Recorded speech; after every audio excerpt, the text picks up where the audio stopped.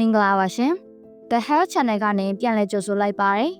။ရာသီဥတုအေးတဲ့အခါကျမတို့ရဲ့ခန္ဓာကိုယ်ကပုံမှန်ထက်ပိုပြီးအားနည်းပါတယ်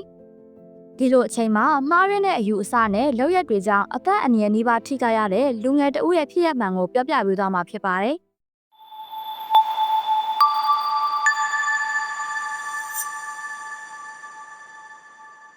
ဒီဖြစ်ရပ်ဟာကနေဒါနိုင်ငံအဲဘာတာပြည်နယ်မှာ2024ခုနှစ်ဇန်နဝါရီလညပိုင်းမှာဖြစ်ပွားခဲ့တာပါ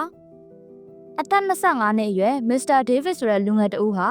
အလွန်အေးတဲ့ဆောင်းရာသီညတညမှာအေးဒဏ်ကိုခံနိုင်ရှိစေဖို့အရက်ကိုအလွန်ကျွံတောက်သုံးခဲ့ပြီးအပြင်ဘက်မှာအချိန်ကြာမြင့်စွာနေခဲ့ပါတယ်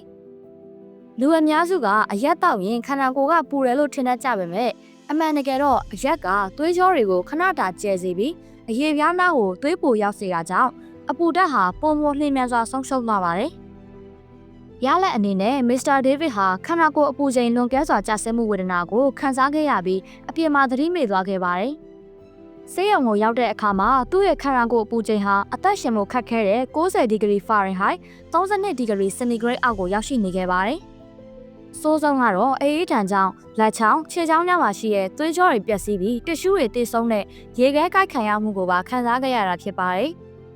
ပြန်လဲကုသရာမှာအချိန်ကြာမြင့်ခဲ့ရပြီးကိုခန္ဓာအစိတ်ပိုင်းတချို့ကိုပါထိခိုက်ဆုံးရှုံးလို့နှီးပါဖြစ်ခဲ့ရပါတယ်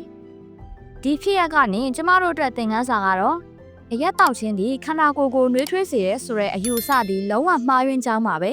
။အရက်တောက်ခြင်းကဆုံးဖြတ်နိုင်စွမ်းကိုလည်းရှော့ချတာမို့လို့အေးရဲ့နေရာမှာအန္တရာယ်ပိုများစေပါတယ်။ဒါကြောင့်အေးရဲ့ရာသီမှာအနှွေးရဲ့လုံလုံခြုံခြုံဝတ်ဆင်ပါအပူဓာတ်ထိန်းနိုင်မဲ့အနှွေးဓာတ်ပါတဲ့အစားအစာဒါမှမဟုတ်ဂျင်းပြုတ်ရည်လိုမျိုးနှွေးထွေးတဲ့အရည်တွေကိုတောက်ပါဒီနေ့ပြောပြခဲ့တဲ့ဖြစ်ရပ်မှန်ကိုသတိရပြီးအေးတဲ့ရာသီမှာကိုယ့်ကိုယ်တေချာဂရုစိုက်ပါမှားရင်းတဲ့အယူအဆတွေကိုရှောင်ရှားပြီးနှွေးထွေးထွေးနေထိုင်ခြင်းဖြင့်ယောဂကင်းဝေးပြီးနှွေးထွေးတဲ့ရာသီဥတုကိုဖျက်ဆီးနိုင်ကြပါစေရှင်လားဆင်ပေးခဲ့ကြတဲ့အတွက်ကျေးဇူးများကြီးတင်ပါတယ်